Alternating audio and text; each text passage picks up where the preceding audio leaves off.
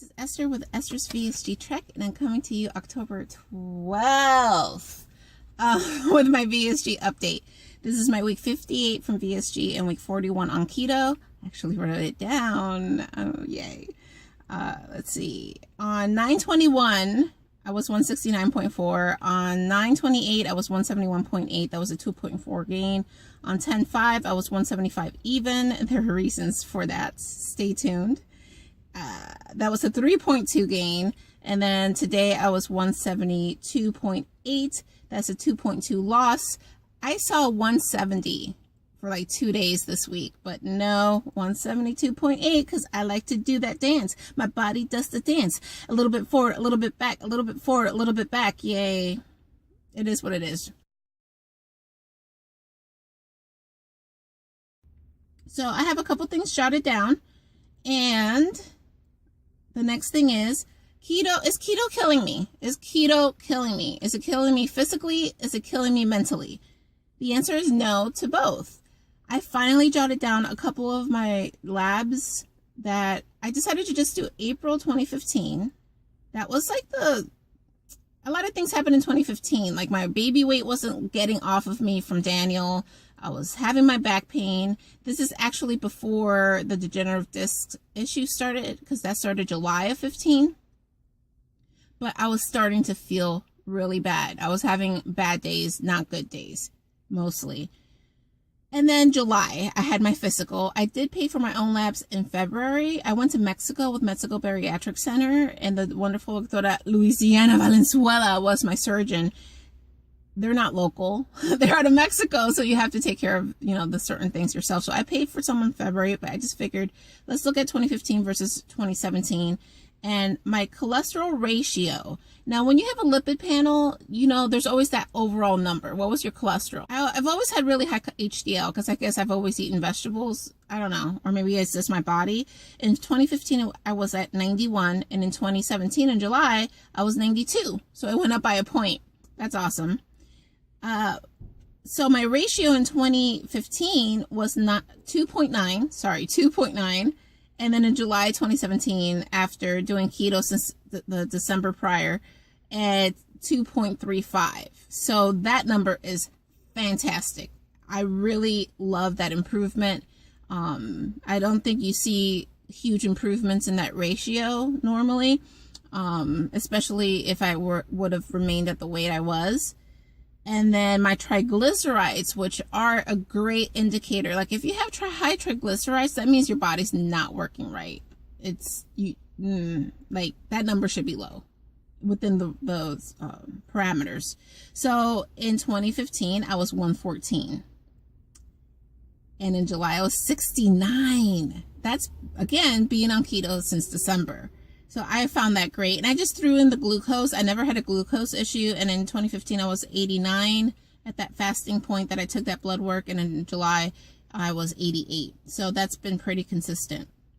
Now, I emailed my doctor because on the breakdown of the numbers, I think it was like 116 LDL or 117 LDL and whatnot. And my overall number was 216. I'm like, okay, doc, if it's over 200, they say it's not good. But I'm looking at my ratio. I'm looking at my HDL. I'm looking at my triglycerides. Tell me, is this good? Tell me if it has room for improvement. She's like, everything has room for improvement, but that mix of values you have is perfect. Keep doing what you're doing. She knows I'm on keto as well. And we went back and forth a couple times, and she's like, oh yeah, don't worry about it. That's wonderful. That everyone should be with those rates. So again, just the overall cholesterol number, that's not going to tell you the full story. Be sure your doctor does a complete lipid panel and then can go into the different ratios. So I finally talked about that off my list. Awesome. I was on the Naked Truth on Sunday, and of course, I had to have technical difficulties. I have a new laptop, and normally updates, it asks you, do you want to update? No. Right after the initial, who am I that listed, my computer decided to restart. I hadn't pressed a button, and it just blinked out to restart. I stayed cool, calm, and collective, although when I changed out of the clothing I had on, like, yeah, I could tell there was a reaction because I was a little sweaty. But I breathed. I yelled for David, my little tech support dude, my hubby, and he helped me out, although all we could do is actually wait. So, I hated that. The hour went by so fast. I want to thank everybody who was on live chat. I know a few people who were on there, but I can't see it. But trust me, I didn't want to touch anything. I just wanted to get through the questions and maybe not make a total dork out of myself.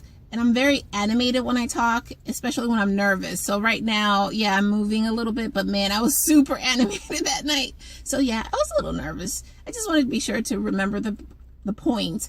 I tend to like sometimes forget the subject or the whole point of a conversation when I'm having it. So it only happened once. I'm proud of that. October goals. I'm going to talk about that later, but I did yoga for the first time yesterday, and what I find amazing about that is that I started doing yoga in college. It was 1995. Yeah, fall of 95. And the lady who was my instructor, she must have been like in her 70s, and she could fall into a pretzel at whim. She was so limber, and that really impressed me. She's like, you only use your body in certain positions. Yoga makes sure that you actually engage everything. So it's actually a fountain of youth. So off and on, since then, I've always done yoga. However, when I had Elijah, things changed in my body. Before Elijah, I had been going 3 times a week to Sunstone Yoga in Texas. They're in Texas and in Colorado. And it's like a modified Bikram, still intense and in a heated room. And I used to do the Fire 90 class, 90 minutes of the poses. I loved it. But after I had that kid, and especially after Daniel, my joints changed, and I could never do yoga without having severe pain. So honestly, I think that's the mental block that I've had about yoga all this time. I know I needed to strengthen my back, to then maybe actually strengthen my core, to then maybe actually do Pilates or actually do more ab things. I know people just jump here, there, or everywhere, but I know I can jack myself up if I try to do too much too soon. And I think I've been scared, and that's why I just haven't done it throughout the whole time. And I know, and my friends are like, you need to do yoga. And I'm like, I know. But I did yoga yesterday. It was just a 30-minute thing. And it was just like, yes, why do you run away from things that you need in your life? I don't know. I guess it's part of human nature. I don't like it because we're such knuckleheads. And then finally you do it and you're like, why didn't I do this before? Because it wasn't the right time. Now it's the right time. Okay. So what I did last week, I got off keto for 3 days. It was a delicious 3 days of mindful choices to stay off keto. Like, it's not like I went off the deep end, but I enjoyed several things. I enjoyed a corn relish one day as a side item. Not sweet, but corn is corn. I enjoyed a tiny bowl of pumpkin Cheerios with sweet almond milk. That was delicious. It was actually a serving. A little less than a serving because the serving's half a cup, I think, or 3/4 of a cup. Yeah, it was under half a cup. And I enjoyed some banana pudding from Four Rivers. The relish was from there too, the corn relish. Four Rivers is a chain of smokehouses, and they have 2 in Jacksonville, and they opened 1 in Atlanta. And let me tell you something, it slapped your mama good. Ooh, mamas, don't go there. You'll get slapped. You will. So I did have a sample of a pumpkin cake from Nothing Bundt Cakes. It was delicious. My friend Marty, it was her birthday, and she's a foodie. I love food. And I decided, you know what, for those days that she's here, no, actually, we went to South Florida first to visit Casey, and on those days, I stayed on plan. I left 172, I came back 172. And then when we got back, I'd said, you know what, I'm going to enjoy certain things to places that I normally don't go to, because I don't go out often. But when we have guests, we tend to frequent, local businesses and whatnot. So I was like, you know what, forget about it. I'm going to enjoy some stuff. Like this restaurant that we went to, Gilbert Social, has fried chicken skins with blue cheese. Holy moly, it was so delicious. I've had that once before in Texas. It's always an appetizer. It's so good. And they had breading. I ate it. I don't care. I'll probably eat that again in the future, on a low carb day. I just made choices. It wasn't me having a mental issue, having the inner fatty yell and say, you must eat this. It was me saying, I have a friend in town, I have a special circumstance, and I'm going to enjoy some food that I normally don't enjoy. And then on Friday, I went right back to keto. It took me over 9 months to feel comfortable to do that. I don't know how often I will be doing that. I want the control over my mind, and keto has given me the control over my mind. So that was an experiment. I did it once. We'll see when I do it again. I'll share it, of course, but it was a great experience. And man, that food was so good. Zero regrets. That's why I shot up to 175 last week. And actually, the next day I lost 1.2 pounds, but Thursday was the carbiest day. Weird. My theory is that I did not go off the deep end. Therefore, I got my water weight from the first day that I really ate off plan. And then I kind of kept mirrored the day about the same carbs, so it didn't shoot up any further. And I actually lost weight on Friday. It was crazy. Because I was eating such good food last week, tasting food, I've been doing a few things for myself. I made like a stroganoff beef pie yesterday with zucchini on top. And I just cooked turkey with like a little sour cream and a little cream cheese and spinach and Worcestershire and soy sauce. And then I put it in a pie dish and sliced zucchini very thin and topped it with that with some mozzarella. It was so bloody good. And I've been doing pico de gallo, and I just have a little bit of it and I add mayo to it. Holy crap, it is so delicious. So that's another thing that I am happy that I had last week of eating such delicious foods.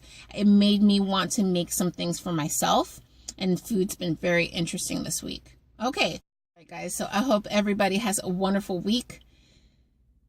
Fall into fitness is still going on. Do the little things. The little things matter. And if you've been fighting with yourself, like you want to do something, you know you should be doing something, but you have that mental block, think about it for a while. Honor that feeling, but then let it go, because you probably should be doing that.